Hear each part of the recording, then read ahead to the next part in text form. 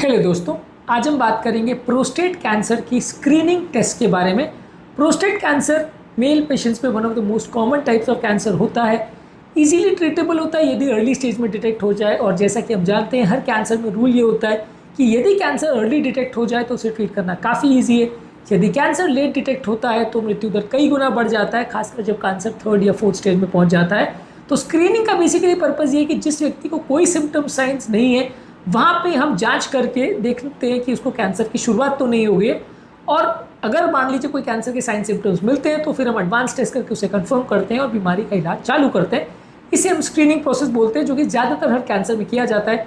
Prostate cancer में इसकी एक विशेष इंपॉर्टेंस है, आज इसको डिस्कस करेंगे। कौन कौन से इसमें टेस्ट होते हैं, क्या फ्रीक्वेंसी रिकमेंडेड है।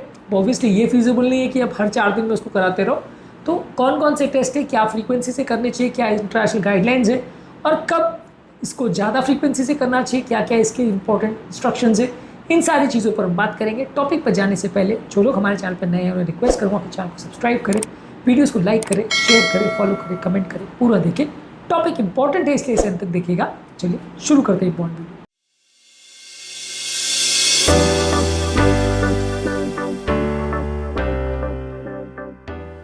सबसे पहले प्रोस्टेट स्पेसिफिक एंटीजन टेस्ट, जो बेसिकली एक ब्लड टेस्ट है जिसमें पता चलता है कि एंटीजन ब्लड में कितना है। ज़्यादातर ये नॉर्मल सेल्स जो प्रोस्टेट के होते हैं और कैंसर वाले प्रोस्टेट सेल दोनों बनाते हैं, लेकिन अगर ये बहुत ज़्यादा लेवल बढ़ जाता है तो ये प्रोस्टेट कैंसर की तरफ पॉइंट करेगा। हालांकि बिना कैंसर वाले अगर प्रोस्टेट का हाइपोप्लेजिया या साइज बढ़ता है तो भी ये बढ़ सकता है, पर अगर बहुत ज़्यादा वैल्यूज़ मिलती है तो ये कैंसर की तरफ पॉइंट करेगा। अगर इसकी वैल्यूज़ 4 नैनोग्राम पर ml से कम है तो इसे नॉर्मल मानेगा। 4 से 10 के बीच में अगर वैल्यू आती है तो रिस्क बढ़ा हुआ आता है, और अगर 10 से ज़्यादा इसकी वैल्यू आती है तो ये हाई रिस्क माना जाएगा। वहाँ पे कैंसर के में अग्रेसिव जांच करने की आवश्यकता है। ज़्यादातर इसको रिकमेंड किया जाता है कि हर साल या हर 2 साल में एक बार इसको करना चाहिए, डिपेंडिंग ऑन उस व्यक्ति की कितना एज है और क्या रिस्क फैक्टर्स है, जिसके बारे में आगे बात करेंगे। अगला टेस्ट होता है प्रोस्टेट कैंसर के लिए डिजिटल रेक्टल एग्जामिनेशन, जहाँ पे किसी सर्जन डॉक्टर के पास आप जाते हैं तो वो एक ग्लव्ड फिंगर आपके एनल एरिया में डालते हैं, उसके माध्यम से आपको चेक करते हैं। क्योंकि प्रोस्टेट के जस्ट पीछे एनल एरिया होता है, तो आप एनल एरिया में अगर फिंगर डालते हैं तो उसके आगे की सरफेस पे आप प्रोस्टेट को टच करके पैल्पेट कर सकते हैं।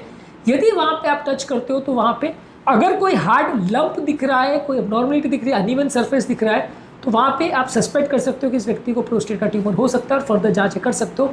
ये काफ़ी ईजी है, और जब भी आप डॉक्टर के पास जाते हो तो इसका जाँच करके कन्फर्म कर सकता है, तो ये काफ़ी कॉस्ट फ्री है ऑलमोस्ट। तो ये भी काफ़ी कॉमनली यूज़ किया जा सकता है, और ज़्यादातर हालांकि इसकी लिमिटेशंस काफ़ी है, क्योंकि ये काफ़ी छोटे कैंसर्स को डिटेक्ट नहीं कर सकता, खाली बड़े कैंसर्स को ही डिटेक्ट कर सकता है, और कई बार गलत भी डिटेक्शन हो सकता है। क्योंकि मान लीजिए कोई अगर ट्यूमर नहीं है, वहाँ पे सिर्फ अगर प्रोस्टेट का साइज़ बढ़ गया तो भी कई बार नॉर्मल डिटेक्शन हो सकता है। इसकी लिमिटेशन है, लेकिन फिर भी एक सिंपल और ईजी टेस्ट है, कर सकते हैं। बाकी टेस्ट के साथ में भी इसको कर सकते हैं, तो इसमें आपको कुछ इंपॉर्टेंट इन्फॉर्मेशन मिल जाएगी। अगला टेस्ट है प्रोस्टेट का बायोप्सी। इसमें हम प्रोस्टेट का छोटा सा टुकड़ा निकालते हैं, ये कंफर्म करने के लिए कि कैंसर है नहीं। अगर मान लीजिए किसी व्यक्ति को कोई लंप या गठान रेक्टल एग्जामिनेशन में आ रही है, या मान लीजिए प्रोस्टेट स्पेसिफिक एंटीजन ज़्यादा आ रहा है, तो वहाँ पे हम प्रोस्टेट का एक छोटा सा टुकड़ा निकालते हैं अल्ट्रासाउंड गाइडेंस द्वारा, और इसमें हम कंफर्म करते हैं कि कैंसर है नहीं। हालांकि इसमें इन्फेक्शन होने का, ब्लीडिंग होने का और सिग्निफिकेंट पेशेंट को प्रॉब्लम्स होने का, यूरिनरी ट्रैक्ट के इश्यूज़ होने का रिस्क ज़्यादा है, पर इसमें हम टुकड़ा निकाल के जज करते हैं कि पेशेंट को कैंसर है या नहीं। इसके अलावा प्रोस्टेट स्पेसिफिक एंटीजन की वेलोसिटी टेस्ट करते हैं कि प्रोस्टेट स्पेसिफिक एंटीजन किस रेट से बढ़ रहा है, यानी पहले इतना था और कितनी जल्दी जल्दी बढ़ रहा है उसकी वैल्यूज़, वो हम असेस कर सकते हैं।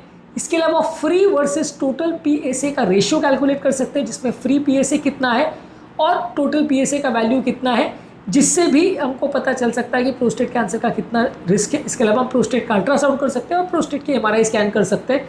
इससे भी हमको पता चल सकता है कि प्रोस्टेट है या नहीं। मान लीजिए अगर कोई डाउटफुल मिल रहा है अल्ट्रासाउंड में कि प्रोस्टेट पे कैंसर हो सकता है, तो फिर हम उसका एमआरआई स्कैन करके इसको कंफर्म कर सकते हैं, और उसमें स्पेसिफिक अगर कोई प्रॉब्लम दिखती है तो फिर हम आगे उस हिसाब से ट्रीटमेंट टेस्ट कर सकते हैं। एमआरआई उसका सबसे बेस्ट टेस्ट है, लेकिन वो काफ़ी बड़ा टेस्ट है, काफ़ी कॉस्टली टेस्ट है, इसलिए आप ऐसा नहीं कर सकते कि हर 1 महीना 2 महीने में उसको चेक कर रहे हो। जहाँ पे डाउटफुल चीज़ें मिलती है तो वहाँ पे आप इसको करते हो। रिकमेंडेशन क्या है, यदि किसी व्यक्ति का एवरेज रिस्क है, यानी बहुत ज़्यादा रिस्क है, तो 40 से 45 की एज तक कोई रिकमेंडेशन नहीं है। 50 से 55 वाले व्यक्ति में आप हर साल या 2 साल में चेक करते हो, और ज़्यादातर अगर किसी व्यक्ति का प्रोस्टेट स्पेसिफिक एंटीजन अगर 2.5 से कम है तो हर 2 साल में चेक करते हो, अगर किसी में वैल्यू ज़्यादा है तो फिर हर साल में एक बार चेक करते हो। अगर कोई व्यक्ति हाई रिस्क है, यानी उसको अगर फैमिली हिस्ट्री है या अफ्रीकन अमेरिकन है जहाँ पे इसका होने का चांस ज़्यादा है, तो वहाँ पे हर साल टेस्टिंग करते हो और वहाँ पे 40 साल की एज से आप टेस्टिंग चालू कर देते हो। अगर लो रिस्क है या एवरेज रिस्क व्यक्ति है तो आप उसकी टेस्टिंग 50 ईयर्स के बाद चालू करते हो। यहाँ पे आप कोशिश करते हो कि हर साल एक बार आप टेस्ट करो, और कई बार अगर पहले से वैल्यू ज़्यादा है तो ज़्यादा फ्रीक्वेंसी भी कर सकते हो। अगर किसी व्यक्ति की एज अगर 75 से ज़्यादा है तो वहाँ पे इस टेस्ट की उतनी ज़्यादा फ्रीक्वेंसी नहीं रखी जाती। अगर उनकी लिमिटेड लाइफ एक्सपेक्टेंसी तो बार बार उसको नहीं किया जाता है फिर टेस्ट को। हाँ, अगर पहले से पेशेंट को प्रोस्टेट कैंसर की हिस्ट्री है या रिकरेंस का चांस है या पहले से उसका एंटीजन टेस्ट ज़्यादा आ रहा है तो फिर आप उसमें कर सकते हो, पर 75 की एज के बाद यूजली ज़्यादा रिकमेंडेड नहीं है। स्क्रीनिंग का फ़ायदा क्या है? एक तो ऑब्वियस फ़ायदा ये है कि कैंसर अगर होगा तो जल्दी डिटेक्ट हो जाएगा, आप उसको ट्रीट कर सकते हो। जल्दी डिटेक्ट होगा तो ज़्यादा इफेक्टिव आप ट्रीटमेंट कर सकते हो, पेशेंट की लॉन्ग टर्म सर्वाइवल के चांसेस बढ़ जाएंगे और पेशेंट का ओवरऑल कैंसर से मृत्यु दर काफ़ी कम हो जाएगा। लेकिन इसमें कुछ प्रॉब्लम्स भी है। एक तो ये कि उसमें ओवर डायग्नोसिस हो जाती है कि कई बार क्या होता है कि कोई छोटे छोटे कैंसर्स जो हैं जो बहुत धीरे धीरे ग्रो करते हैं, कई बार प्रोस्टेट कैंसर बहुत स्लो ग्रोइंग होता है, बहुत सालों तक चलता है, प्रोस्टेट का ट्यूमर है बहुत सालों तक चलता है, उसकी वजह से ओवर डायग्नोसिस हो जाती है। हर छोटा मोटा गठान जो आपको वहाँ दिख जाता है आप वहाँ डर जाते हो, पेशेंट को डरा देते हो और फिर सर्जरी पेशेंट की अननेसेसरी कर दी जाती है, जिसकी वजह से अननेसेसरी सर्जरी या अननेसेसरी रेडिएशन पेशेंट का होता है, जिसके अपने आप में साइड इफेक्ट्स और इश्यूज होते हैं। तो ओवर डायग्नोसिस होने का चांस ज़्यादा है कि बार बार आप स्क्रीनिंग करते हो तो अनसस्पेक्टेड कई बार छोटा मोटा वैल्यूज बड़ी आ जाती है। टेस्टिंग करते हो तो छोटा मोटा ट्यूमर जो कि हो सकता है कई सालों तक वैसे ही पड़ा रहता, ना बढ़ता, पर वो डिटेक्ट हो जाता है तो आप उसका फिर ट्रीटमेंट करते हो। कोई डिटेक्शन के बाद फिर आप ट्रीटमेंट बना नहीं कर सकते, भले उसमें 5% भी चांस हो कि वो फ्यूचर में बढ़ जाएगा, आपको उसको छोड़ना मुश्किल पड़ता है। तो इसलिए ओवर डायग्नोसिस ज़्यादा होती है। फॉल्स पॉजिटिव ज़्यादा होते हैं। मान लीजिए एलिवेटेड PSA लेवल्स आया, पेशेंट को एंग्जाइटी स्ट्रेस हो गया कि कैंसर हो गया, बाद में आप फर्दर टेस्ट करते हो, बायोप्सी वायोप्सी करते हो, पैसा उसमें वेस्ट होता है, बाद में पता चलता है कि कुछ था ही नहीं। और ऑब्वियसली अगर पेशेंट को अगर छोटे मोटे प्रॉब्लम के लिए आप ट्रीटमेंट अग्रेसिव करते हो तो कैंसर से और बाकी ट्रीटमेंट से जितना प्रॉब्लम होने वाला था उसके कंपेरिजन में सर्जरी और रेडिएशन से उसको ज़्यादा प्रॉब्लम हो जाते हैं। अगर डेफिनेटली कैंसर है और वो बढ़ने वाला कैंसर है तो ट्रीटमेंट का फ़ायदा है। अगर छोटा मोटा कोई इशू है और ट्यूमर है और वो नहीं बढ़ने वाला था तो फिर ये ट्रीटमेंट से ही पेशेंट को ज़्यादा नुकसान हो जाता है एज़ कम्पेयर टू जो कैंसर से होने वाला था। तो बेसिकली इसमें यह कि ओवर डायग्नोसिस होने का चांस स्क्रीनिंग में ज़्यादा होता है। ज़रूरत से ज़्यादा ऐसे केस पकड़े जाते हैं जो वास्तव में आगे जिनके प्रॉब्लम होने का चांस काफ़ी कम था, और इस तरह के पेशेंट्स को हम अपने हाल पर छोड़ सकते थे बिना ट्रीटमेंट के। इंटरनेशनल गाइडलाइंस क्या रिकमेंड करती है? जो यूनाइटेड स्टेट्स की प्रिवेंटिव सर्विसेज टास्क फोर्स है यानी USPSTF फोर्स है, वो रिकमेंड करते हैं कि 50 से 69 की एज तक यानी 69 साल की एज तक ज़्यादातर इसका स्क्रीनिंग होना चाहिए और अगर उस पर कुछ मिलता है तो ट्रीटमेंट करना चाहिए। अमेरिकन कैंसर सोसाइटी रिकमेंड करती है कि 50 साल की एज में स्क्रीनिंग स्टार्ट करनी चाहिए और अगर हाई रिस्क पेशेंट है तो उसका जांच 40 to 45 में चालू हो जाना चाहिए। और अमेरिकन यूरोलॉजिकल एसोसिएशन रिकमेंड करती है कि 50 to 69 की एज में स्क्रीनिंग चालू होनी चाहिए और हाई रिस्क पेशेंट में जल्दी स्क्रीनिंग स्टार्ट होनी चाहिए। अभी हाई रिस्क पेशेंट कौन है? हाई रिस्क पेशेंट है जिसका बेसिकली अगर एज 50 से ज़्यादा है, अगर किसी का फैमिली हिस्ट्री प्रोस्टेट कैंसर की या उसको पहले कभी अगर कैंसर हुआ है, रिकरेंस का चांस हो सकता है, या किसी व्यक्ति की अगर ऐसी रेस है या एथनिसिटी है जैसे अफ्रीकन अमेरिकन है उनको ज़्यादा होता है तो उनको हाई रिस्क माना जाएगा। अगर मान लीजिए किसी व्यक्ति को BRCA1 या BRCA2 म्यूटेशन है जो कि प्रोस्टेट कैंसर करवा सकते हैं तो वैसे लोग को भी हाई रिस्क माना जाएगा और उनकी बार बार स्क्रीनिंग टेस्ट करनी पड़ेगी। प्रोस्टेट कैंसर के बेसिकली लक्षण क्या होते हैं?